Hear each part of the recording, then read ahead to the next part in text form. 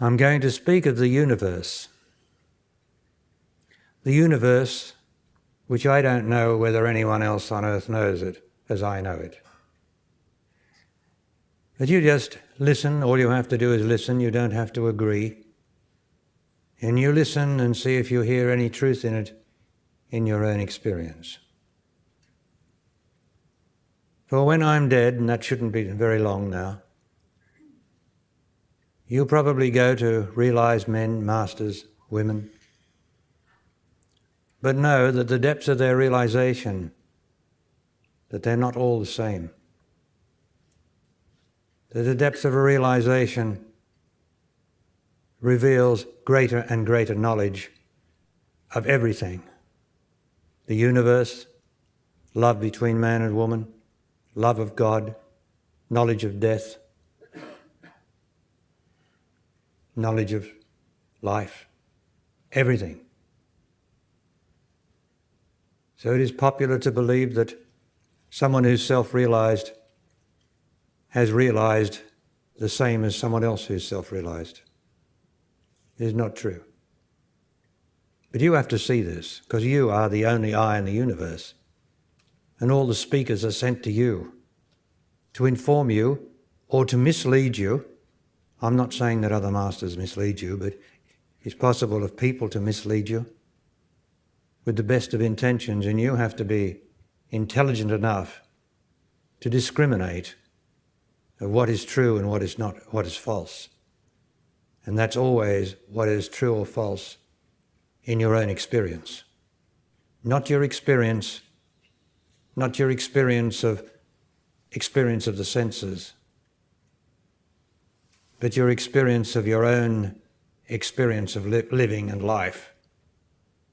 Because you can read a book and have the experience of something, or you could read about, how a mango tastes, but you'll never know how a mango tastes unless you know how a mango tastes in your own experience by having eaten it. Now, the extraordinary thing that everything that I speak of, even though it may seem to be outside your own experience, when I start speaking about these greater mysteries of the universe, the extraordinary thing is, of course, that you are in tune with the universe. Therefore, you are in tune with the intelligence that I speak with.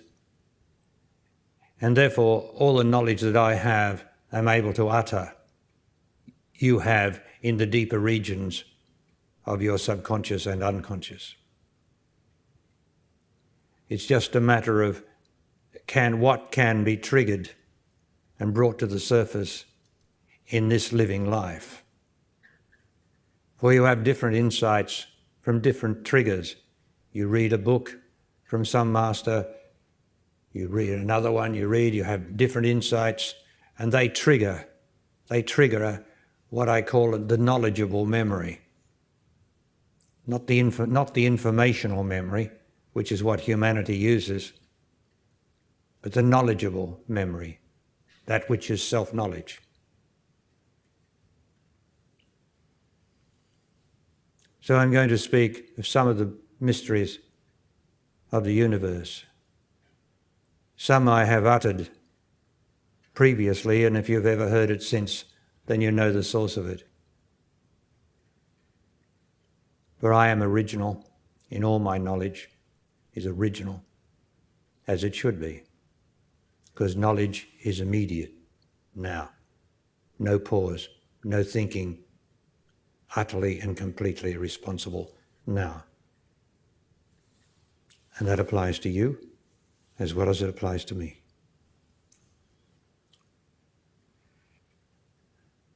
Now, I have spoken of God, the unknowable, being that which is behind the universe, that the universe is the first expression, as far as we are concerned, of God. In all its amazing profundity and wonders, it is purely an effect of God. An effect, of course, is not a cause.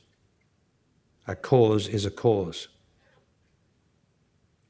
And an effect follows a cause. So God, in the first instance, to us, is unknowable, and behind God in the second instance, as far as we are concerned, is the universe, the great extent of it, the mighty power of it, the extraordinary ongoingness of it, the amazing movement of it that in its deepest depths doesn't appear to move at all. That is God in the second instance. So vast is it that we have to specialise in different areas of it. We can't absorb the whole of it all at once. It's too vast. Being an effect of God, it's just too vast. So we specialise in different sciences, study this, astronomy, biology, all the rest of the sciences, part of the universe, but all part of man, which is in the third instance, is an effect of God, is man. So there's the three. There's God, there's the universe, and at the centre of the universe is I in that body listening to these words, the intelligence that's there, that reflective capability. That's it.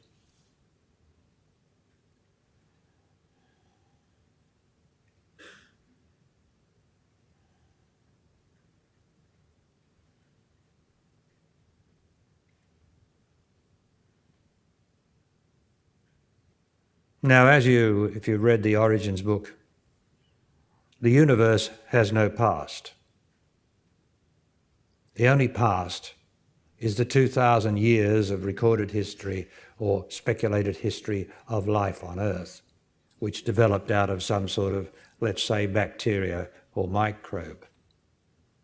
If that happened, to give it a scientific scale, time scale, that happened 2,000 million years ago. Doesn't matter how many millions of years ago. That is the only past since life began on Earth. The universe itself has no past. It is always fresh and new. Never has it been any different, and never can it be different. The only thing that changes is that intelligence which views it from the earth as man or woman. That intelligence changes. The universe itself does not. It is a mighty reflection of now. And as the scientists try to change it by recording what happened in some eclipse that happened in 1200 AD, and they see that a star has moved, that is only the human mind that has moved, the speculative human mind. The universe itself never changes, never has changed, and never will. What changes is life on Earth, because that's in man and woman's immediate purview, whereas the universe in its completion is not in man or woman's purview, meaning they can't get the whole of it. They can only get parts of it. And so when you get a part of anything, it's seen to move. I mean, your child is a part of the universe, you can see it moving. Your car is a part of the universe, you can see it moving. Your body is a part of the universe, you can see it moving. All the parts, when you see parts of anything, it is moving. It seems to be moving. That's because the human perception is always moving. What we endeavour here to do in being more intelligent is to be able to use an intelligence that does not move, that's able to focus, unwavering, for instance, on the sensation, or on the life, or on the whole. But that takes immediacy. You can't focus on part. If you focus on part, if you focus on Jesus, you're going to get something that moves. If you focus on Muhammad or the Quran, you're going to get something that moves. And all of them, the Jewish religion, if you focus on anything, it's going to move and therefore will be corrupt and corrupted and will corrupt the viewer. Only in the whole is there no movement. And only in the whole is there now. Now is the whole.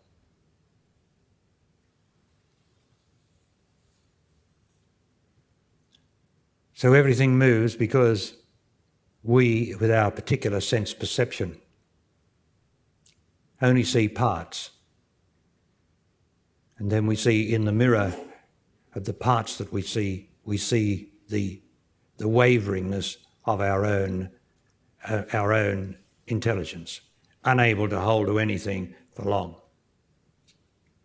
Whereas God, that which is behind the universe, holds everything together, absolutely, every moment, unchanging, because of its an unwavering, whatever it is, you can't describe it, but it doesn't move, it doesn't waver, not like our minds and emotions move here, not like our sense perception moves here, not like our memory moves here.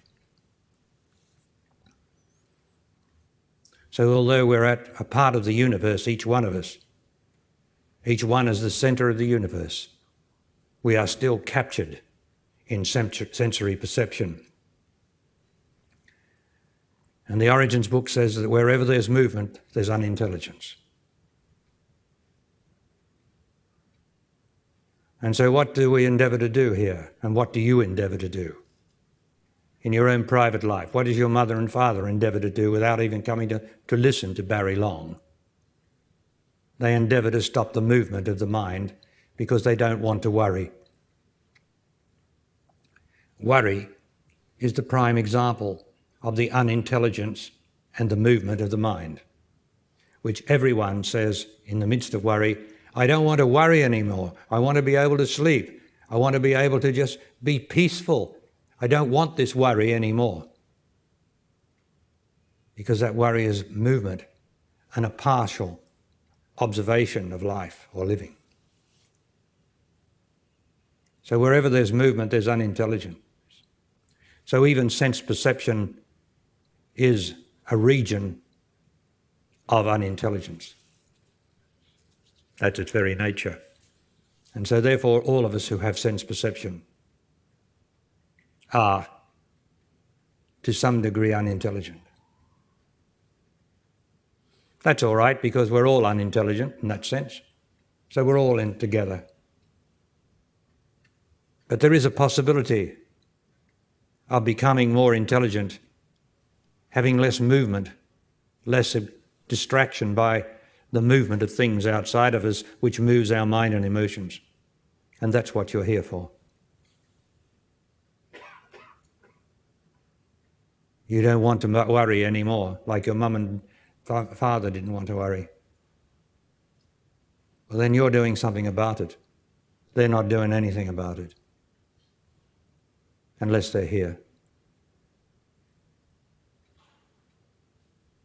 Because every religion will make you think, will make you wonder, will not give you any real answers. And so there'll be more movement as a result of your belief.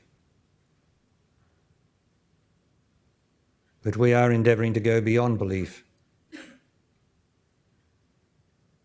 To be able to use the intelligence that is something like God's intelligence, which does not move. In other words, does not worry. The best example of human ignorance.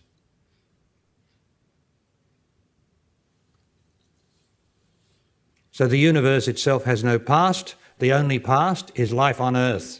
And you and I represent life on earth since the first microbe. That's how it is. That's what is inside every one of you, is the whole past of humanity and all the species. That's inside of you, inside of me. Otherwise, I couldn't have written the origins of man and the universe. Otherwise, I could not be able to speak to you of the great mysteries that I have knowledge of. And yet, I love the mystery because it's such a mystery. I can never know the whole of it.